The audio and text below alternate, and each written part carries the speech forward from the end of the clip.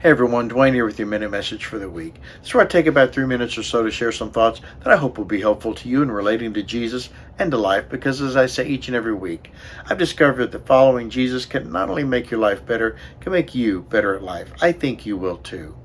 More and more, I find people dealing with depression and anxiety. And while we certainly live in a time where there are many opportunities and some might say reasons to be depressed, does all this mean we're destined to live with depression? Maybe you've been struggling with depression. Maybe you don't even recognize it for what it truly is and just say you're just a little blue or down in the dumps or just tired. I get it, because I used these same words through my battle with depression a few years ago. I suffered a traumatic brain injury, often called a concussion, and some severe depression and anxiety afterward. What I'd eventually learned is that the traumatic brain injury didn't cause my depression. It was merely a trigger that brought to the surface some wrong ways of thinking I already had. Now, thankfully, with the help of a psychologist, I learned how to change what I was thinking, which then changed the way I was feeling. I'll never forget what my doctor told me. He said, everyone wants to talk about how they're feeling, but what they're feeling comes from what they're thinking. He was so right. A lot of well-meaning people told me that I just needed to pray the depression away, but that didn't work. Now, that doesn't mean prayer doesn't work. It does.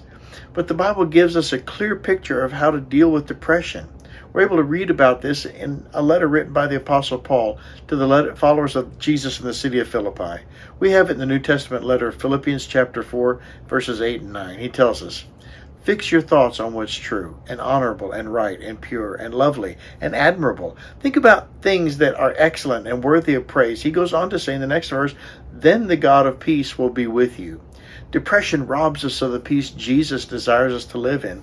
What Paul is directing us to do, and something I had to learn, was to compare what I was thinking to what was actually true. There are a number of things we can do to distort the truth: exaggeration, all or nothing thinking, and several others. When we replace, and that's an important word, replace our wrong thoughts with what's true and right, in other words, change the way you think, then we can begin to live in the peace Jesus intends us to have. If you're battling with depression, let me encourage you not to try to deal with it on your own. Get professional help as I did, because you don't have to live that way. Thank you for watching today. Before I go, let me invite you to join me each week for Connect Church Online. We post each Sunday morning at 10:30 a.m. Central Standard Time on connectwaco.com, Facebook, the Connect Church Waco YouTube channel, and here on my personal page. These posts are about 15 minutes long, and they're also available for you throughout the week.